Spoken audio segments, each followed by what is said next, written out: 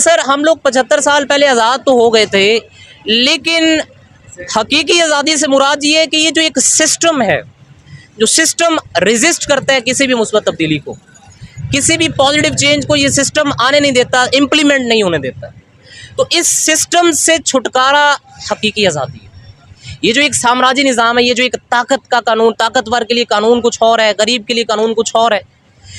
तो ये जो सिस्टम है, ये जो करप्ट निज़ाम है, इससे आज़ादी असल में हकीकी आज़ादी है, जो हमारा मिशन है, जो इमरान खान साहब का मिशन है।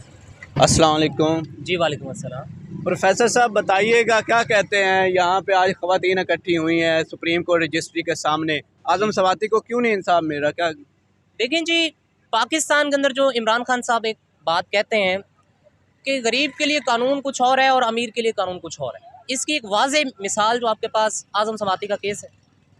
इवन हमारे लीडर पर कातलाना हमला हुआ, तो जिस तरह की FIR हम लोग चाहते थे, जिस तरह से चाहते थे कि लोगों को इंगेज किया जाए, उसके अंदर इन्वॉल्व किया जाए, उस तरह से नहीं हुआ। तो यहाँ से आप देख सकते हैं कि गरीब के लिए कानून के क्राइटेरियाज कुछ और हैं और अमीर के लिए कुछ और है। और दूसरी बात ये कि हमारी ख़वातीन के बारे में जो कुछ कहा गया मौलाना फजल रहमान साहब की तरफ से, तो हम इसकी भरपूर मजम्मत करते हैं।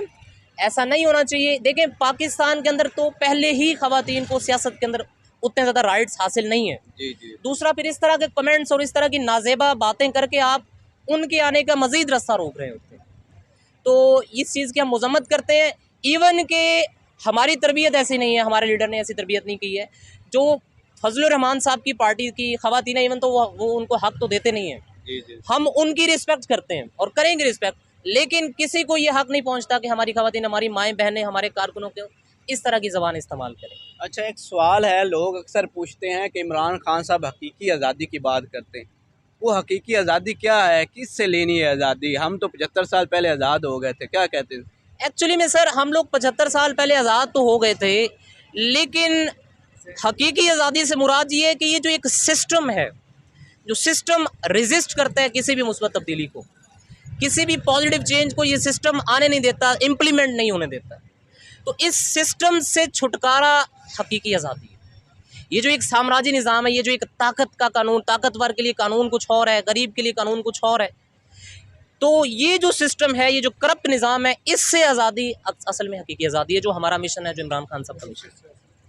अच्छा, मरूसी सियासत जो है ना, उस पर बात की जाती है, PTI में भी काफ़ी है इसका, क्या कहते हैं, कब तक ख़त्म होगी? हम तो इमरान खान साहब से ये उम्मीद करते थे कि वो ये ख़त्म करेंगे जो है ना मरूसी सियासत, क्या उन्होंने ख़त्म की अभी तक? देखें जी, जहाँ तक मरूसी सियासत, ये तो एक हकीकत है पाकिस्तान की, ये चलता आ रहा है बहुत देर से। इमरान खान साहब को या तहरीक इंसाफ को एक क्रेडिट है कि तहरीक इंसाफ ने ऐसे लोगों को टिकट्स दिए हैं और अब भी देने जा रहे हैं। जैसे मैं खुद कैंडिडेट हूँ NA-124 से, लाहौर से, तो मेरा कोई पॉलिटिकल बैकग्राउंड नहीं है। तो बहुत से ऐसे लोग हैं जिनको इमरान खान साहब इंगेज कर रहे हैं। अब जाहिर है ये हमारे सिस्टम का हिस्सा है, तो आहिस्ता आहिस्ता इस चीज़ को मज़ीद जो है टैकल किया जाएगा, ठीक किया जाएगा।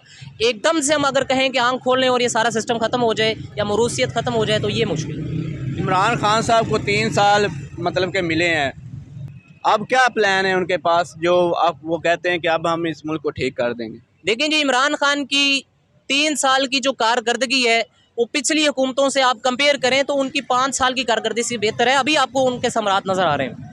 आप देखें 8 महीने के अंदर जो इस इम्पोर्टेंट हुकूमत ने मुल्क का सत्यानाश कर दिया, तो आप अंदाज़ा लगाएं कि उन्होंने 3 साल के अंदर कैसे मैनेज किया हुआ था इकोनॉमी को। सारे इशारे मुस्बत, कोरोना के बावजूद आपकी GDP 6% पे ग्रो कर रही थी।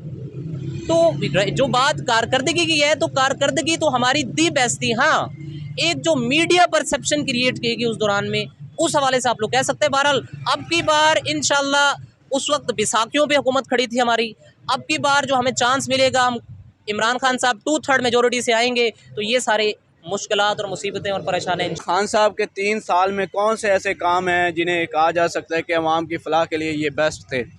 देखिए जी, इमरान खान साहब के 3 साल के टेन्योर के अंदर बहुत से ऐसे प्रोजेक्ट्स शुरू किए गए हैं। उनमें अगर सर फहरिस्त रखें, सारे ही अपने आप अपनी नौइयत में जदीद हैं। एक तो सबसे इम्पोर्टेंट प्रोजेक्ट है वो हेल्थ कार्ड का, कि गरीब का भी उसी हॉस्पिटल में इलाज हो रहा है जहाँ पर कभी गरीब सोच ही नहीं सकता, जहाँ अमीर का इलाज हो रहा है। हेल्थ कार्ड का सिस्टम लेके आए, ये डिफरेंस उन्होंने ख़त्म किया। फिर सिंगल नेशनल करिकुलम। देखिए, तालीम आपकी कौम को बनाती भी है और बिगाड़ती भी है। तो हमारे यहाँ एजुकेशन का सिस्टम भी क्लासों के अंदर डिवाइडेड था।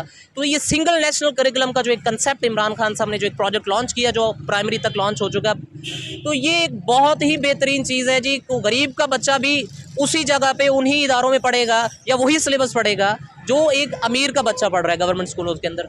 हाँ, इन चीज़ों को इम्प्लीमेंट करने में वक्त लगता है। फिर जो एक ट्रांसपेरेंसी इमरान खान ने शुरू की, जो मेरिट की बेस पे वो चीज़ों लेके आना शुरू करी, मतलब कि उन्होंने हर अपने इदारे में, हर अपनी तंजीम के अंदर एक ट्रांसपेरेंसी लेके आए। फिर और बड़े ऐसे प्रोजेक्ट्स हैं जिनको आप गिनवा सकते हैं, यहाँ पे कोट कर सकते हैं। तो इस तरह के प्रोजेक्ट्स हैं जो पहले एहसास राशन प्रोग्राम है, एहसास प्रोग्राम है। फिर 7 से 8 अरब रुपया गरीब लोगों तक पहुँचाया गया बाकायदा ट्रांसपेरेंसी से, जिसको इंटरनेशनल यूनिवर्सिटीज़ ने अपने कोर्स लाइंस में या फिर अपने जो रिसर्च पेपर हैं उनके अंदर पब्लिश किया, तो डॉक्टर सानिया निश्तर साहब ने। तो ये इमरान खान साहब को इस चीज़ का क्रेडिट। स्टैनफोर्ड यूनिवर्सिटी जैसे उन्होंने अपनी जो है ना रिसर्च में उसे शामिल जी, स्टैनफोर्ड यूनिवर्सिटी ने उनको अपनी रिसर्च में शामिल किया।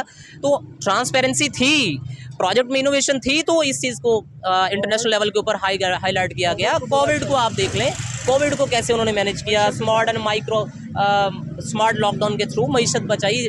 कोविड के बावजूद 6% पे आपकी GDP गई है। तो बहुत से ऐसे प्रोजेक्ट्स हैं जिनको गिनवाया जा सकता है। बिलियन ट्री मंसूबा उनमें से एक है। तो जो इस चीज़ की अक्कासी करता है कि इमरान खान साहब ना सिर्फ एक सियासी बल्कि एक इंटरनेशनल अप्रोच रखते हुए क्लाइमेट चेंज जैसी जो हमें मुश्किलात हैं उनको भी परसीव करके ये बिलियन ट्री मंसूबा शुरू किया। फिर इंटरनेशनल लेवल के ऊपर पाकिस्तान का इमेज बिल्ड किया, पाकिस्तान की आवाज़ सुनना शुरू हो गए लोग। पाकिस्तान को बतौर मुल्क तो थे हम लोग, लेकिन हमारी कोई ऐसी आवाज़ नहीं थी। तो पाकिस्तान का मुकदमा, कश्मीर का मुकदमा इंटरनेशनल स्टैंडर्ड मेरिट फोरम्स पे रखा गया, तो पाकिस्तान की चीज़ें हाईलाइट हुई। फिर पाकिस्तान में उम्मत मुसलमा का जो केस इमरान खान साहब ने लड़ा हुआ इसी में जाके, तो वो नो डाउट वो कोई और ऐसा इससे पहले हमें कोई मिसाल नहीं।